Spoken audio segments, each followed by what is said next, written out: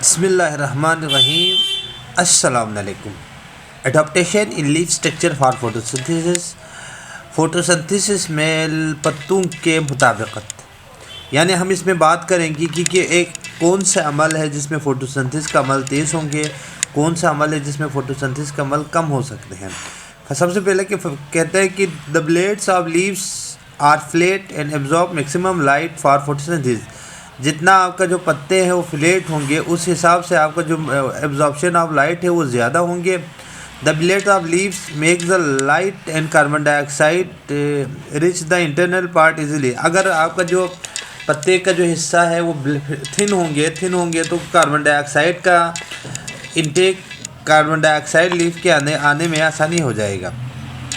Thin layer of placid mesophyll containing large number of chloroplasts just beneath the upper epidermis। Upper epidermis में mesophyll middle हिस्से में, यानी upper epidermis के नीचे क्या होते हैं, क्लोरोप्लास्ट होते हैं। Making absorption of light make food for plant.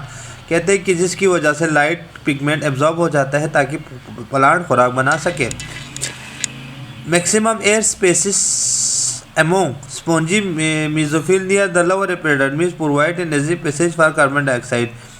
और जितने आपके पत्ते में होल्स ज़्यादा होंगे उस हिसाब से जो फोटोसिंथेसिस का अमल है वो बढ़ जाएंगे, यानी कार्बन डाइऑक्साइड डिफ्यूज़ होने का अमल सेल में बढ़ जाएगा, जिसकी वजह से फोटोसिंथेसिस ज़्यादा हो जाता है। Numerous stomata in the lower epidermis absorb maximum carbon dioxide from the air needed for photosynthesis. जितना आपकी एपिडर्मिस में स्टोमेटा की तादाद ज़्यादा होंगे, इसी हिसाब से फोटोसिंथेसिस का अमल ज़्यादा होंगे, क्योंकि प्लांट के लिए ज़रूरी है। Division of vascular bundle. Division of vascular bundle है जाइलम और phloem has separate through out the leaf make easy and maximum water supply needed for photosynthesis. कहते हैं कि जो खुराक और वाटर का जो सप्लाई है वस्कुलर बंडल है, जितना बढ़ जाएंगे फोटोसिंथेसिस का अमल उसी हिसाब से तेज़ हो जाएंगे। उसके बाद बात करते हैं minerals nutrient in plant. Minerals are the chemical required by organism for growth and out function. Carbon, hydrogen, oxygen, nitrogen, magnesium ETC are the nutrient required for plant in large quantity. कहते हैं कि कुछ मादनियात ऐसे हैं जिसमें carbon है, nitrogen है, oxygen है, ये प्लांट्स के लिए नीड है, मगर प्लांट डायरेक्ट इन चीज़ों को इस्तेमाल नहीं कर सकते। तो carbon, hydrogen are obtain from carbon dioxide and water. और वाटर जो कार्बन डाइऑक्साइड है एक तो रूट से, दूसरा लीफ के ज़रिए से हासिल करते हैं। दादर न्यूट्रिएंट मैग्नीशियम, नाइट्रोजन और obtain the soil dissolve in water. कहते हैं कि जब पानी ज़मीन के अंदर डिजोल्व हो जाएंगे तो उस वहाँ से भी मिनरल्स हासिल कर सकते हैं plant. Magnesium is required for plant for the formation of chlorophyll. कहते हैं मैग्नीशियम जो कि क्लोरोफिल की फार्मेशन के लिए बहुत ज़रूरी है। It is helpful for the functioning of enzyme to produce carbohydrate. एक ऐसा एंजाइम प्रोड्यूस करते हैं जो कि कार्बोहाइड्रेट बनाते हैं। And the deficiency causes poor growth, yellowing and whitening of leaves. कहते हैं कि अगर इसकी डिफिशियंसी हो मैग्नीशियम की तो वहाँ से भी हमारे जो पत्ते हैं वो येलो हो जाते हैं और गिरना शुरू हो जाते हैं, पत्ते गिरना शुरू हो जाते हैं। Nitrogen in the form of compounds nitrate dissolve in salt water is required for plant for making chlorophyll and amino acid. Amino acid from protein chlorophyll is necessary for photosynthesis. कहते हैं कि नाइट्रोजन भी plants के लिए बहुत important है, जो कि नाइट्रेट्स की फॉर्म में एब्जॉर्ब कर सकते हैं, जो कि क्लोरोफिल और अमाइनो एसिड दोनों के लिए ज़रूरी है, क्योंकि अमाइनो एसिड आगे जाके प्रोटीन बनाता है। क्लोरोफिल इज़ नेसेसरी क्योंकि प्लांट की एब्जॉर्प्शन के लिए, लाइट की पिगमेंट की एब्जॉर्प्शन के लिए क्लोरोफिल ज़रूरी है, और क्लोरोफिल के लिए भी नाइट्रोजन बहुत इंपॉर्टेंट का हामिल है। Proteins are necessary for growth, repair and development है डिफेंसिव फंक्शन। कहते हैं कि प्लांट की ग्रोथ के लिए, रिपेयर के लिए नाइट्रोजन की अहमियत बहुत ज़्यादा है। Deficiency nitrogen make the leaves pale green और येलो। कहते हैं कि अगर नाइट्रोजन की कमी हो जाए तो पत्ते ग्रीन हो सकते हैं, और या पेली ग्रीन हो सकते हैं या येलो हो सकते हैं। It affect the rate of photosynthesis, और फोटोसिंथेसिस और उसका जो बढ़ने का अमल है वो भी रुक सकते हैं। इसके एक और टॉपिक की हम बात करके रिस्पायरेशन इन प्लांट। पहले हमने फोटोसिंथेसिस में ये कहा कि कार्बन डाइऑक्साइड वाटर के साथ मिलेगा तो खुराक बनेगा। उसी खुराक की दूसरा जो पार्ट है उसको हम कहते हैं respiration part. Respiration is defined is the process during which glucose food react with oxygen. जब glucose molecule oxygen by product के साथ रिएक्ट करेगा तो produce carbon dioxide water energy in the form of ATP required for survival of life. कहते हैं कि जब carbon food की ब्रेकडाउन होंगी ऑक्सीजन की मौजूदगी में तो कार्बन डाइऑक्साइड और वाटर दोबारा मिलेगा, साथ में केमिकल एनर्जी होगा, और जो एनर्जी है वो किस फॉर्म में होता है, एटीपी के फॉर्म में। ये डायग्राम की मदद से आप देख सकते हैं। ये इसमें एक अमल आपको फोटोसिंथेसिस क्लोरोप्लास्ट दिखाया गया है।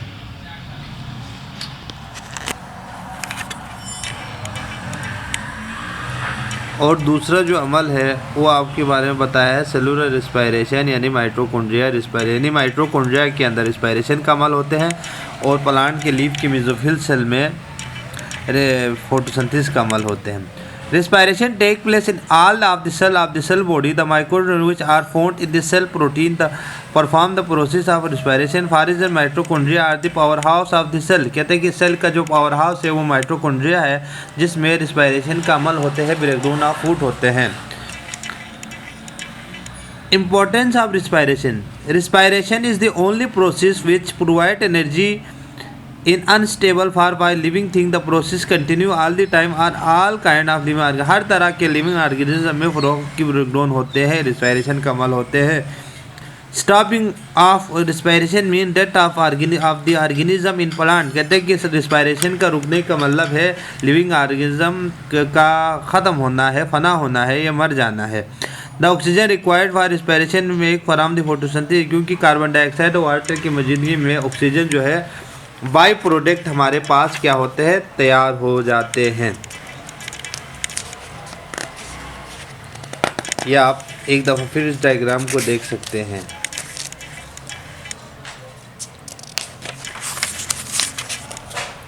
आप इस टॉपिक में हम फिर बात करते हैं कि यहाँ पे comparison and contrast between photosynthesis and respiration. Photosynthesis और रिस्पायरेशन में क्या फ़र्क है। Photosynthesis take place in green plant algae and some bacteria. कहते हैं कि ग्रीन प्लांट, एल्गी और बैक्टीरिया में फोटोसिंथेसिस का अमल होता है, वह रेयर ऑल लिविंग सेल के अंदर रिस्पायरेशन का अमल होते हैं। Photosynthesis take place in chloroplast where respiration take place in mitochondria. यानी फोटोसिंथेसिस क्लोरोप्लास्ट में होते हैं और रिस्पायरेशन माइटोकॉन्ड्रिया में होते हैं। Photosynthesis uses sunlight to prepare food. कहते हैं कि जब फोटोसिंथेसिस का अमल है खुराक का बनना, और respiration release energy from food which the growth at performing all the other body function. कहते हैं कि respiration means breakdown of food है, खुराक का ब्रेक हो जाना है जिसकी वजह से हम बॉडी को एनर्जी मिलता है। The product make during photosynthesis glucose and oxygen in the reactant of the respiration.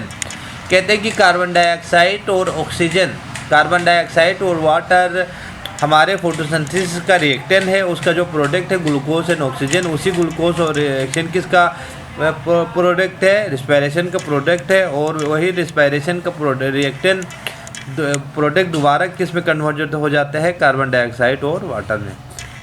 The product of respiration carbon dioxide are water are the reactor of photosynthesis, और जो ग्लूकोज एंड ऑक्सीजन है वो किसका है, respiration का product है। वही product दोबारा रिएक्टर में कन्वर्ट हो जाते हैं। अब एक और टॉपिक की हम बात करते हैं, रिस्पायरेशन या transpiration.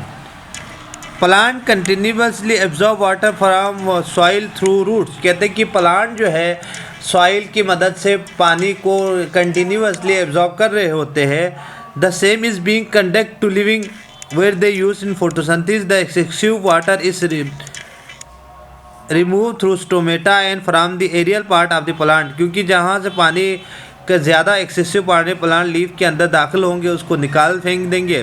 The lose of water from the aerial part of the plant, यानी जितना एक्स्ट्रा पानी निकाल देंगे उस अमल को हम कहते हैं ट्रांसपिरेशन। ये है,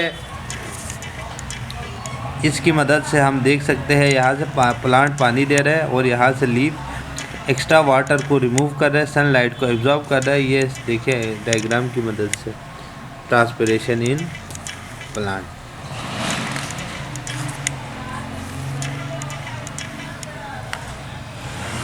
अब हमारे पास है capillary action. When narrow glass tube are called capillary tube. इन इसमें गिलास जो ट्यूब है, नेरो ट्यूब है, उसको हम कहते हैं कैपिलरी ट्यूब।